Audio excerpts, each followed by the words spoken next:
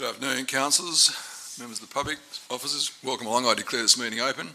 Councillors, Councillor Monique is in Perth and requests approval to attend this meeting via phone. Those who agree, please indicate. We'll get someone move it, actually. Move it. Councillor Hayward, Councillor Cook, Balding. Those who agree.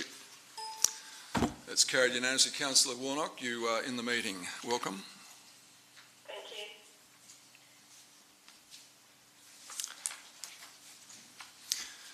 Under announcements, I just want it recorded the City Council's appreciation to all the various volunteer firefighters, the professional staff, everybody involved in fighting the Picton Glen Iris bushfire a week ago.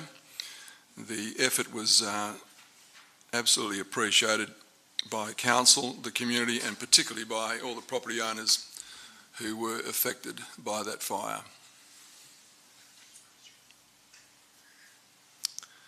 I haven't heard from Councillor Stick, so I'm not sure.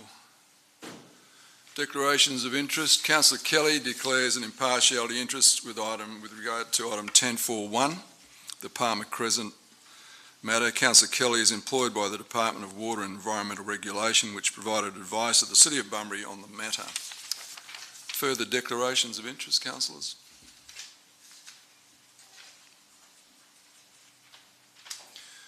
Can I so move the minutes, confirmation of minutes of the last meeting? Councillor Cook, seconder. Councillor Brown, all those in favour? Councillor Warnock, you in favour? Yes. That's carried unanimously, thank you. We also have the 7.1.2, the Audit Committee minutes. Someone move that, be accepted. Councillor McGwell, seconder. Councillor Hayward, all those in favour? Yes. Thank you, that's carried unanimously. Do we have any petitions? We have a request from Mr Evans for a deputation to council with respect to item 10.4.1. Those who agree with his request to present, please indicate. Councillor Warnock? Yes. Yeah, that's carried unanimously. So, Mr Evans, when I get to that item, I'll invite you to come up and speak for 5 minutes. Council's method for dealing with the agenda, coming out for discussion 10.2.1, 10.4.1, 10.4.2. Are there any further items that councillors wish to discuss? Councillor Smith? Thanks, Joe. Is 10.2.2 up for discussion? Yes. Thank you. Any further? Can someone move the balance? Councillor Cook, Councillor Hayward, all in favour? Yes. That's carried unanimously. Thank you.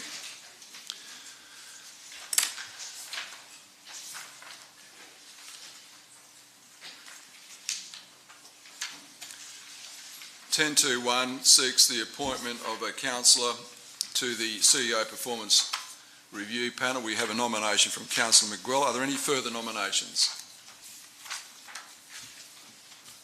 Can someone move that Councillor McGraw be appointed as a member of the CEO Performance Review Panel, and 2, appoint the Mayor as a member of the International Relations Committee? Councillor Steele. Second up. Councillor Hayward. All those in favour? Yes. That's carried unanimously. Thank you. 10.2.2, can I move with executive recommendation, please? Councillor McCleary. Second. Councillor McGraw. Councillor McCleary. Councillor McGraw. Do you have a question, Councillor Smith, or you wish to speak against? No, Mr Mayor, I think I may have mixed up the numbering, so I don't, thank you. Okay, I'll put that. All in favour? Yes. That's carried unanimously, thank you. Councillor Smith, we've adopted all the other ones apart from 10.4.1 and 10.4.2, just to help you out there. Mr Mayor, I actually wanted to speak on 10.3.2, so that's out, isn't it? Yeah, we've adopted that already. That's why I got the numbers mixed, that's what I was asking. Well, that's a pity, because I did want to speak against it, thank you. Yep.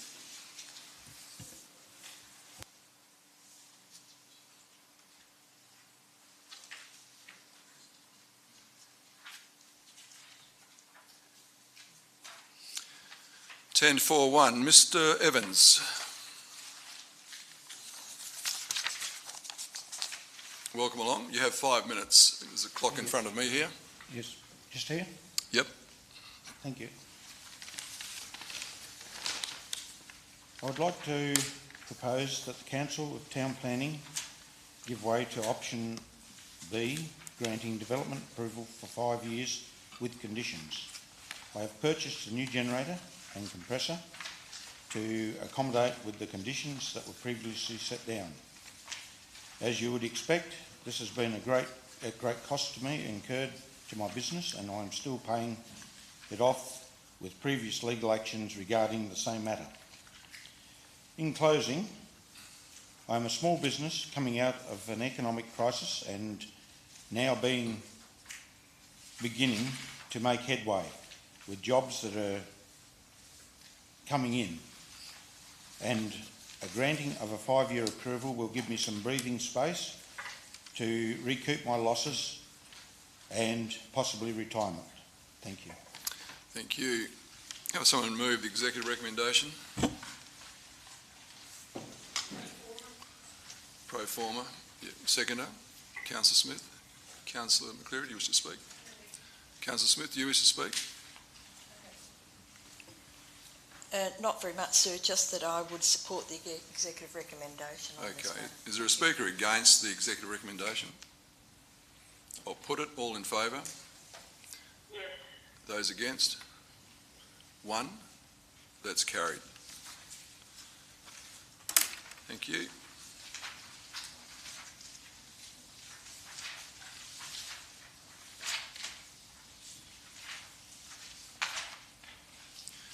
(10.4.2), just a reminder, councillors, that numbers executive recommendation 1 to 4 requires a simple majority decision.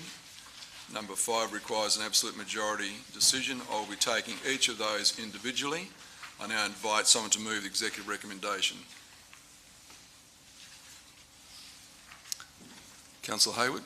Seconder, Councillor Morris. Councillor Hayward.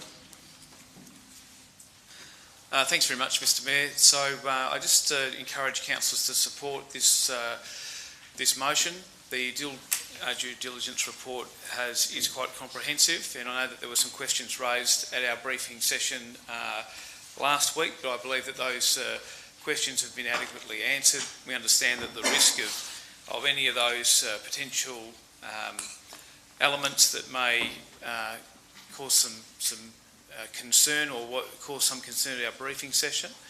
We understand that the responsibility for those matters stays with the current owner of the building. So that puts us in good stead. We have already made the decision to move to this process, and I just remind us all that this is not a decision. We've already made a decision to purchase the building on the condition that this due diligence checks out. I believe that the due diligence does check out, and again, it is a hugely strategically important piece of land for us to acquire, and I'm sure that into the future will provide the city with great opportunities to be able to do many more things and be able to be a real asset to our community into the future. So I'd encourage councillors to support this motion. Thank you. Thank you. Councillor Morris. Mr Mayor, I actually voted against the acquisition of the property, yet this is not what we're talking about tonight. We're talking about the due diligence report. The majority of people within the council thought it was in the best interest of the city to actually acquire the property. The due diligence in the report was thorough, and it was up to the point where it was accurate to the of what we know. Your due diligence does not take a look at the what-ifs. It looks at what is. So as a councillor to support the majority, I then support in relation to the due diligence report and its accuracy. Thank you. Speaker against? Councillor Kelly. Thanks, Mr Mayor. I intend to speak for part 1 but against parts 2 to 5 of the executive recommendation, and I intend to argue for the no side of the debate. And I aim to establish that the measure of prudence and responsibility given the due diligence report regarding the purchase of the property known as Souths has not been adequately demonstrated. And I will show that the necessary information on the actual or potential risks involved in this venture has not been verified. It's my intent to reveal a liability to our city's ratepayers, which will support a case against the acquisition and show that voting no for 2 to 5 is the correct decision. Firstly, in the case against acquiring the Souths property, I'm not satisfied that due diligence has been achieved. I'm not convinced that the liability and burden that comes with the purchase of the Souths property might be outweighed by any advantage to the ratepayer. And pointedly, this particular purchase is not in the best interests of the City of Bunbury and its ratepayers, and I'll go through those points. Why? Price. Council is being asked to pay 14.3% over the independent valuation of this property, and the vendor has refused to negotiate. They believe we will pay their price, which is well over the valuation. We're being asked to pay an inflated price for something for which there is no current purpose. And why should we as city councillors provide an advantage to the seller to the disadvantage of the ratepayers? And who here has purchased a house or car and agreed to pay more than market value? The immediate liability in the due diligence, the liability inherited by the ratepayer of Bunbury buying this property is immediate. Irrespective of whether or not the building contains asbestos or is proven not to be a contaminated site, or the plumbing connection doesn't need a total overhaul, or the buildings might encroach onto third-party private properties, each of these investigations, desktop or otherwise, and their solutions will cost ratepayers. Costs that are usually factored totally into the negotiated price of the property. If one or all issues are proven true, then the liability will only escalate. And this is about an immediate liability to our ratepayers. Add this to the immediate loss of rates income of approximately $19,000 per annum, the need for insurance, utilities and services charges with a minimum of $80,000 to bring the building up to standard, then the immediate liability is calculated from our due diligence and from the previous reports that we received up to $120,000, given what might happen, potentially up to $250,000. If a decision has to be made to divide the property into 4 units in the future, then we can expect the cost to exceed $500,000. We've been given that cost. To purchase a property without knowing additional upkeep costs is unusual, and why would we do that? The future liability, our own assessment included the message, and I quote it, "There is no current leasing demand within the CBD for a property of this size. Indeed, at latest count by the principal of a locally based real estate company, there are 54 vacant properties in the immediate CBD area. Souths is one of them. We have already learned that a refit as a single unit is upwards to $100,000 and a refit to 4 units, $500,000. This pushes the cost of purchasing the property out of bounds with no guarantees that we can find tenants. And how can the purchase of Souths be an asset? The strategic benefit of any property can be demonstrated if you wait long enough. Sometime in the distant future, a large property in the CBD of Bunbury might be worth something, but we are not and never should be speculators. The civic cultural precinct does not depend upon buying another property. It depends on having the capital to get on with the job of creating the precinct. Purchasing Souths removes that capital, or a good portion of it. In summary, the purchase of this property does nothing for Withers or Kerry Park, Glen Iris or Usher, and to be sure it does nothing to progress the civic cultural precinct or the CBD. The asking price and liabilities associated with the acquisition of Souths outweigh any strategic benefit to be had by the purchase. Finally, the role of councillors, as we know, is to represent the interests of electors, ratepayers and residents of the district and take care with the allocation of the city's finances and resources. This implies due diligence for each decision we make in order to keep community property protected and safe. The Building Restoration and Maintenance Fund should be allocated to the buildings currently owned by the City of Bunbury. The City's 2017-18 closing surplus should be allocated to footpaths, playground equipment and shade shelters, and the income from the sale of other property can be better spent. So, councillors, on the basis of good judgment and due diligence, I urge you to vote no to parts 2 to 5 of this recommendation. Thank you. Speaker 4. Councillor Brown. I'll make this. Sorry. Big button. I'm sorry. I saw, Councillor Brown. Okay. You may get a chance, Councillor Smith. I suspect you will. Councillor Brown. Okay. Firstly, I would like to acknowledge all of the staff that have been involved in the due diligence report. Their collective expertise from a diversity of skill sets about such a local property is outstanding and unsurpassed, and gives me great confidence to vote to proceed to finalise negotiations to purchase the property. This purchase is a once-in-a-lifetime opportunity to secure this important asset for the community of Bunbury. It will transform the Whitnum Street car park into one of Bunbury's most strategic and valuable real estate assets. It is conceivable that this transaction will be the catalyst that drives the next phase of investment for Bunbury. This is an important step going forward and will actualise a magnificent asset for future generations. Thanks, Mr. Speaker. Again, Councillor McCleary. Thank you, Mr Mayor. I wholeheartedly agree with the points put forward by Councillor Kelly against the acquisition of the land 21 Wellington Street, known as Souths. The building has a considerable list of financial liabilities recognised in the due diligence report, but without any detail to give councillors a definite or even a definitive or even a ballpark financial indication as to the real costs if we were to purchase this property. Councillors, do you really want to be party to signing a contract on behalf of the ratepayers when you have absolutely no idea what the real cost will be? We are not talking in hundreds, but in thousands, hundreds of thousands of dollars. We have been told that we need to purchase this land to include it in a project called the Civic Cultural Precinct.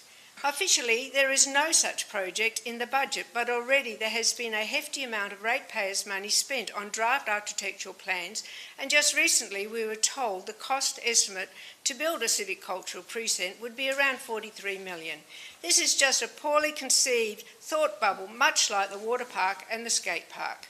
South's land is not required, even if the city does manage to build a civic cultural precinct.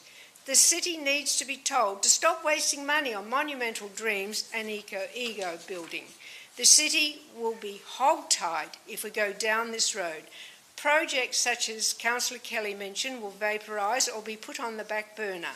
Vital services such as cycleways, lighting, footpaths, sport facilities, indoor basketball courts, even large events will be affected, as well as community grants, because we will be trying to pay off a huge debt called Souths. I am not scaremongering. The cost to the ratepayers will be over $350,000 per year for at least the next decade. The money has to come from somewhere, and it is off to the ratepayers we go. Rates, everyone hates increase. And with the purchase of this land, rates will have to be increased another 1.5 or 2% over the top of the already expected 4.5%. The city cannot afford to become another property owner struggling to pay the mortgage on vacant land when we could still be collecting over $19,000 in rates per annum. We should not put this burden on our residents. A city councillor's role is to be a service provider for its residents, to provide the very best services that includes the upkeep on its assets. It should not turn its focus to be a property investor developer. We should not speculate with ratepayers' funds at any time. Please note that Coles at the Forum is moving out. Target in Centre Point is reducing its size, and there are, as stated, 54 vacant properties in the city, not including the offices that you don't see at the face of when you're walking past on the footpath, all keen to be leased. The proposed funding is at best speculative and unknown. The city has no budget funding available, councillors. If you vote for this recommendation to purchase this land, you'll be entering into a binding contract without the funds in place to complete the purchase. We cannot agree to acquiring South's land tonight because already one of the conditions is not met. Go to page 56.5, recommendation for the acquisition of land, Souths. Point B, the net proceeds from the sale of the city-owned property, Lot 33 Strickland Street, Drainage Reserve. The city has only received an offer and acceptance. Negotiations are still to be held, and it is hoped a settlement date will be on or around the 30th of June. Point C, the city's 2017-18 closing surplus funds. Fact, we have to sort out the bridge and other expenditures. Councillor and community budget requirements suck up all of the very little we have. For example, senior citizens require assistance, footpaths, over near Glen Iris, Newton Moore Girls Academy. The list is long and needy and well deserved.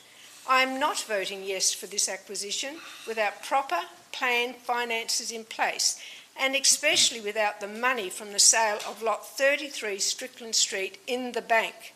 To agree to sign this contract of sale is reckless and bordering on fraudulent.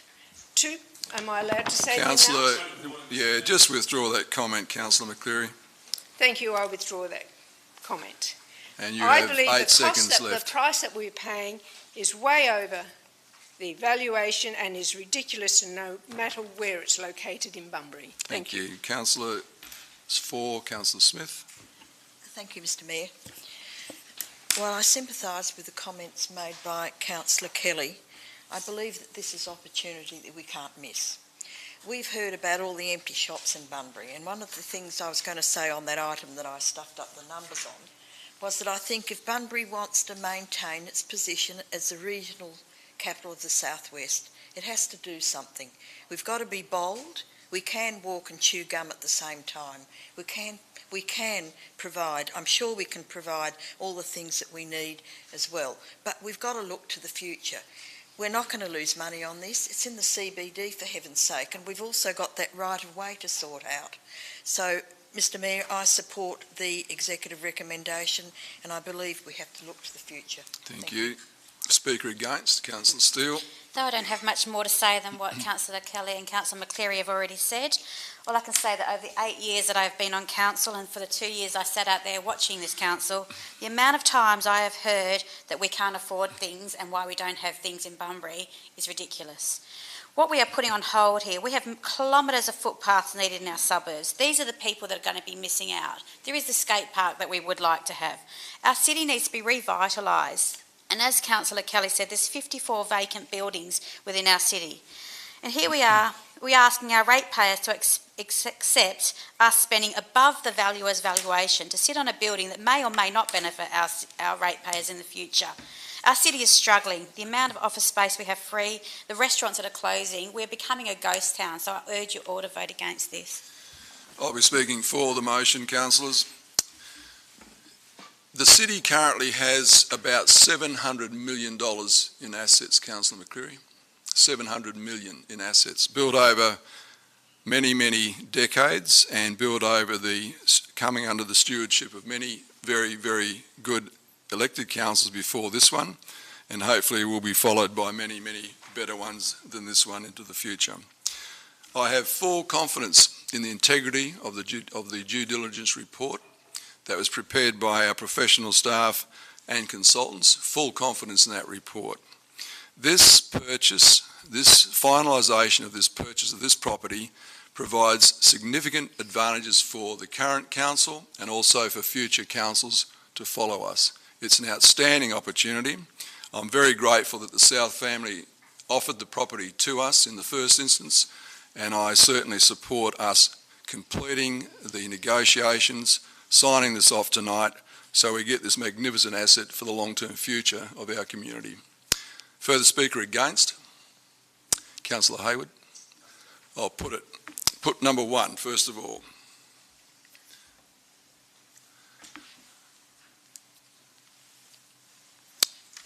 Notes the due diligence report prepared for the acquisition land. All those in favour? Yes. That's carried unanimously. Number 2, accepts the findings of the report as satisfactory to proceed with the acquisition. All those in favour? Yes. Those against?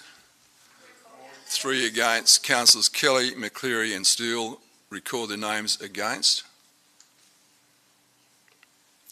Number 3, authorise the CEO to finalise negotiations and enter a contract of sale for the acquisition of 21 Wellington Street, comprising lots 12 Wellington Street, lots 378, 394 and 412 Princep Street, in alignment to the value and terms outlined in option 5 as per Council Decision 2518. All those in favour?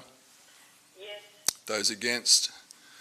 Three against, that's carried. Councillors Kelly, Steele and McCleary record their names against. Number 4, authorise the Mayor and the CEO to execute all requisite documentation with the purchase of said property. All those in favour, please indicate. Those against? 3 against. Councillors Kelly, McCleary and Steele record their name against.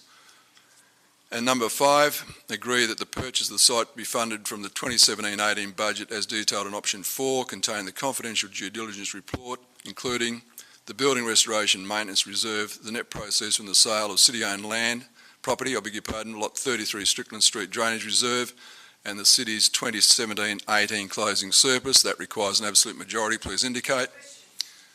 Please indicate. 1, 2, 3, 4, 5, 6, 7, 8. Those against? 3. That's carried by an absolute majority. Councillors Kelly, McCleary and Steele record against. I think, May I have a question, please? regarding what, Councillor Kelly? Relating to the purchase price, will that be released to the public? I'll be discussing that with the CEO after this meeting.